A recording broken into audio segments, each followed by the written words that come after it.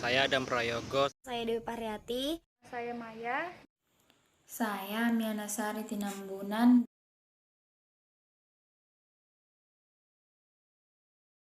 Adam Prayogo, saya akan menjelaskan tujuan dari praktikum uji karbohidrat.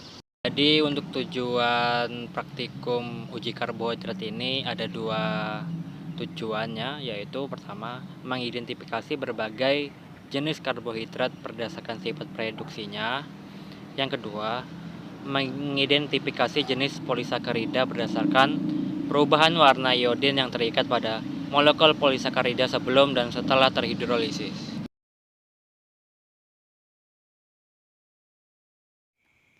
Saya Mianasari Tinambunan, NIM 2061475. Pada praktikum kali ini akan menjelaskan tentang dasar teori. Saya Mianasari Tinambunan, pada praktikum uji karbohidrat akan menjelaskan tentang dasar teori. Karbohidrat merupakan senyawa yang banyak dijumpai di alam, terutama karena dari hasil reaksi CO2 dan H2O dengan bantuan sinar matahari dan klorofil. Hasil fotosintesis mengalami polimerisasi menjadi pati dan senyawa-senyawa bermolekul besar lain yang menjadi cadangan makanan bagi tanaman. Karbohidrat adalah sumber energi utama yang diperlukan oleh tubuh manusia. Karbohidrat yang dikonsumsi adalah tepung, amilum, pati yang berasal dari gandum, jagung, beras, kentang, dan padi-padian lainnya. Karbohidrat merupakan bahan yang penting dan sumber tenaga yang terdapat dalam tumbuhan dan daging hewan.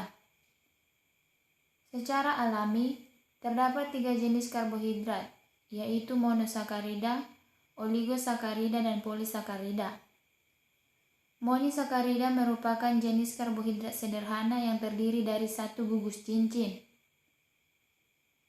Contoh dari monosakarida yang banyak terdapat dalam sel tubuh manusia adalah glukosa, fruktosa, dan galaktosa.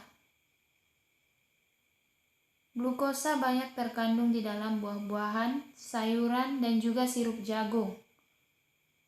Fruktosa lebih dikenal sebagai gula buah dan merupakan gula dengan rasa yang paling manis. Sedangkan galaktosa merupakan karbohidrat hasil proses pencernaan laktosa sehingga tidak terdapat di alam secara bebas. Disakarida merupakan senyawa yang terbentuk dari 5 molekul monosakarida yang sejenis atau tidak. Disakarida dapat dihidrolisis oleh larutan asam dalam air sehingga terurai menjadi 5 molekul monosakarida. Disakarida umumnya tersusun atas 2 satuan heksosa sehingga sering disebut heksosidisakarida. Contoh disakarida yang banyak terdapat di alam adalah maltosa, laktosa, gentibiosa, melibiosa, dan sakarosa. Maltosa itu sendiri banyak terdapat di berbagai jenis padi-padian yang sedang berkecambah, sehingga maltosa sering disebut gula maltosa atau malt sugar. Selobiosa dapat diperoleh sebagai hasil antara pada hidrolisis selulosa oleh pengaruh enzim selulose. Laktosa banyak terdapat pada air susu ibu dan air susu hewan mamalia, sedangkan sukrosa banyak terdapat di tebu. Polisakarida adalah polimer yang tersusun atas sejumlah besar monosakarida yang bertautan melalui ikatan glikosidik. Fungsi utamanya adalah sebagai komponen struktural atau sebagai bentuk penyimpanan energi. Polisakarida umumnya hanya terbentuk satu jenis monosakarida atau turunan monosakarida. Polisakarida tidak mereduksi pereaksi Benesit atau pereaksi Fehling. Dalam keadaan padat, polisakarida tidak dapat membentuk kristal.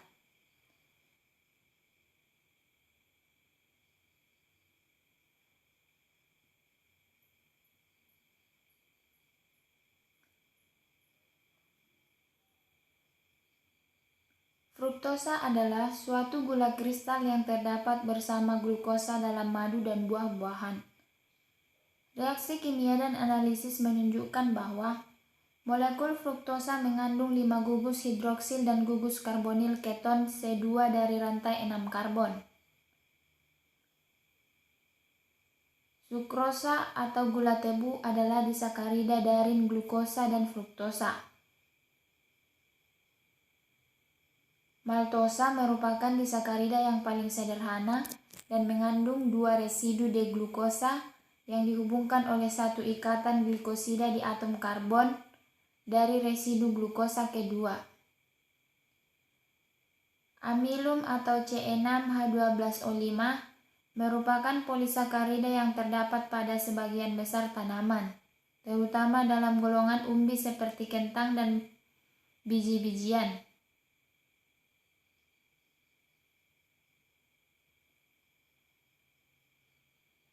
Pada uji karbohidrat, percobaan yang dilakukan dengan 6 macam uji yang berbeda yaitu uji Pehling, uji Mohr, uji hidrosida, uji iod, uji Loeff, dan uji Mollis. Pertama, uji Pehling merupakan uji yang dilakukan untuk mengidentifikasi adanya karbohidrat dalam sampel reaksi positif, yaitu ditentukannya endapan merah bata. Reaksi Pehling terdiri atas 2 larutan, yaitu Pehling A dan Pehling B. Pehling A adalah CuSO4 dalam air, Pehling B adalah larutan garam K, natartat, dan NaOH dalam air. 2. Uji Mohr. Uji Mohr dilakukan untuk mengetahui adanya gugus alkali dengan reaksi pendamaran. NaOH sebagai sumber ion OH+ adalah berikatan dengan rantai aldehid dan membentuk aldehid dengan cabang gugus alkanol. 3. Hidrolisa merupakan proses pemecahan karbohidrat kompleks menjadi sederhana. Uji ini dilanjutkan dengan uji Pehling. Uji ini dilakukan untuk mengubah polimer menjadi monomer-monomer. 4. Uji iod dilakukan untuk melihat adanya polisakarida yaitu amilum, glikogen, dan dekstrin. Amilum atau pati dengan iodium menghasilkan warna biru. Dekstrin menghasilkan warna merah anggur, sedangkan glikogen dan sebagian pati yang terhidrolisis bereaksi dengan iodium membentuk warna merah coklat. 5. Uji Loeff dilakukan untuk mengetahui pengaruh konsentrasi terhadap endapan. Faktor utama yang mempengaruhi reaksi adalah waktu pemanasan dan kekuatan regen. 6. Uji Mollis dilakukan untuk membuktikan adanya karbohidrat secara kuantitatif.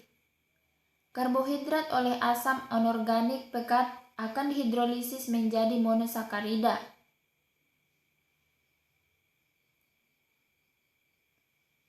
Tetapi pada praktikum yang kami lakukan, kami hanya menggunakan 3 percobaan, yaitu uji Pehling, hidrolisa, dan uji iod.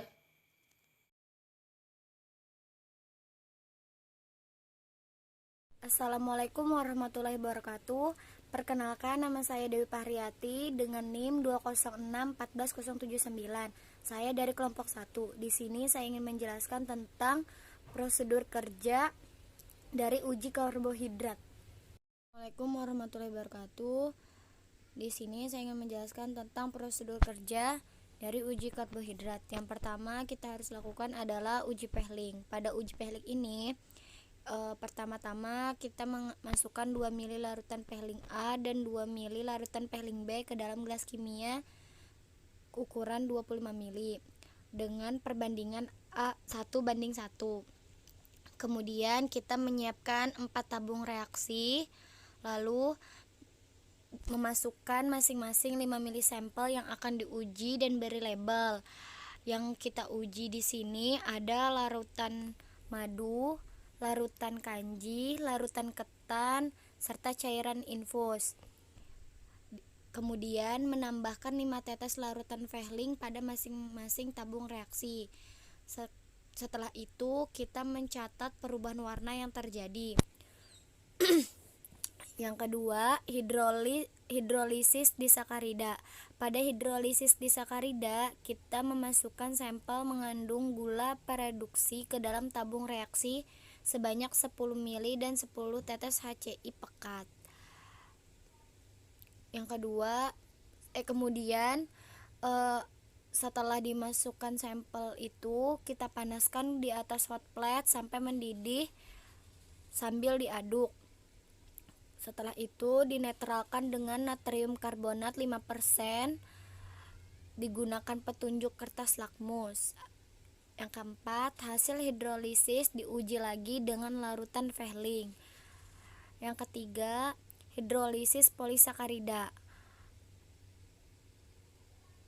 Memasukkan 100 ml larutan ke dalam Erlenmeyer yang mengandung polisakarida dan 10 ml HCl pekat. Kemudian dipanaskan di atas hot plate. Setiap 2 menit diambil 1 ml larutan dan dimasukkan ke dalam tabung reaksi. Selanjutnya larutan tersebut diuji dengan larutan I2. Kemudian dicatat perubahan warna yang terjadi. Perubahan warna dicatat setiap interval waktu 2 menit. Jadi kita lakukan setiap 2 menit sekali, kita ambil 1 mili, lalu dimasukkan ke dalam tabung reaksi, kita amati warnanya.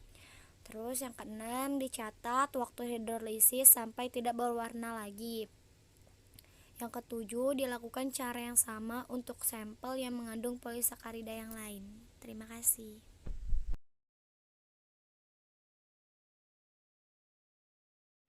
Assalamualaikum warahmatullahi wabarakatuh. Perkenalkan, nama saya Maya dengan NIM 206140771. Saya dari kelompok 1. Di sini saya akan menjelaskan tentang pembahasan pada praktikum uji karbohidrat. Nah, jadi di sini saya akan menjelaskan tentang pembahasan uji karbohidrat. Karbohidrat sendiri adalah segolongan besar senyawa organik yang paling melimpah di bumi. Karbohidrat itu merupakan suatu zat gizi yang berfungsi sebagai penghasil energi. Nah, habis itu di sini ada uji Vehling. Larutan Vehling ditemukan oleh ahli kimia Jerman Hermann von Vehling pada tahun 1849. Larutan ini digunakan untuk menguji kandungan gula reduksi, yaitu menentukan monosakarida dan disakarida dalam suatu sampel. Dari data pengamatan diketahui bahwa cairan infus dan larutan madu menghasilkan endapan merah bata pada uji Vehling. Hal ini menandakan bahwa pada sampel tersebut termasuk karbohidrat yang memiliki sifat sebagai gula reduksi. Penambahan larutan Vehling pada larutan kanji menghasilkan warna ungu dan larutan ketan menghasilkan warna biru muda. Tidak terbentuknya endapan bata menunjukkan bahwa larutan ketan dan larutan kanji tidak memiliki sifat gula reduksi, sehingga larutan kanji dan larutan ketan termasuk karbohidrat polisakarida. Lalu di sini ada hidrolisis disakarida. Sampel yang memberikan endapan merah bata saat uji Vehling dihidrolisis untuk mengetahui adanya kandungan atau golongan disakarida dalam suatu larutan. Sampel madu dan larutan infus yang ditambahkan dengan larutan HCl4N dan dipanaskan pada hot plate. Pemanasan dalam reaksi ini bertujuan agar gugus aldehida pada sampel terbongkar ikatannya dan dapat bereaksi dengan ion OH- membentuk asam karboksilat. Lalu, endapan merah bata yang terbentuk merupakan hasil sampingan dari reaksi pembentukan asam karboksilat. Kemudian, sampel dinetralkan dengan larutan Na2CO3 5%. Setelah netral, direaksikan dengan uji Vehling. Uji Vehling digunakan untuk mengetahui produk dari hidrolisis disakarida yang menghasilkan monosakarida, ditandai adanya endapan merah bata pada larutan. Pada larutan madu terbentuk endapan merah bata. Hal ini menunjukkan bahwa madu termasuk golongan disakarida maltosa. Larutan infus termasuk karbohidrat monosakarida yang paling sederhana sehingga tidak dapat terhidrolisis. Nah, jadi ini adalah reaksi hidrolisis disakarida. Jadi seperti ini contohnya. Nah, terus di sini ada hidrolisis polisakarida. Mekanisme hidrolisis suatu polisakarida, mula-mula aluminium mempunyai bentuk spiral, yang mana spiral akan meregang dan melemah daya ikatannya karena adanya penambahan asam dan pemanasan. Dengan pemanasan yang berkelanjutan, maka akan terjadi degradasi warna amilum yang ditunjukkan oleh larutan I2 sebagai indikator warna dan akan terbentuk senyawa antara yaitu dekstrin yang mempunyai warna berbeda-beda. Pada awal uji hidrolisis larutan kanji diberi larutan I2 menghasilkan warna biru tua yang berarti larutan kanji mengandung amilosa, sedangkan pada larutan ketan menghasilkan warna ungu tua yang berarti larutan ketan mengandung amilopektin. Setiap selang waktu 5 menit diambil sampel dan diuji dengan larutan I2 sampai 30 menit. Pada waktu 30 menit terjadi perubahan warna pada setiap larutan. Pada larutan ketan, saat diuji pertama menghasilkan warna ungu tua dan pada waktu 30 menit warnanya telah berubah menjadi warna kuning muda. Pada larutan kanji, pada menit pertama menghasilkan warna biru tua dan pada waktu 30 menit berubah menjadi tidak berwarna. Perubahan warna larutan kanji dan larutan ketan menunjukkan bahwa proses pemutusan ikatan glikosidik dan pada polisakarida terjadi secara bertahap, jadi tidak langsung. Nah, ketika sampel diuji dengan larutan I2 dan tidak ada perubahan warna, berarti ikatan glikosidik sudah terputus sempurna menghasilkan monosakarida, yaitu glukosa. Reaksi yang terjadi adalah ini: amilum maltose, maltose glukosa, dan maltose glukosa.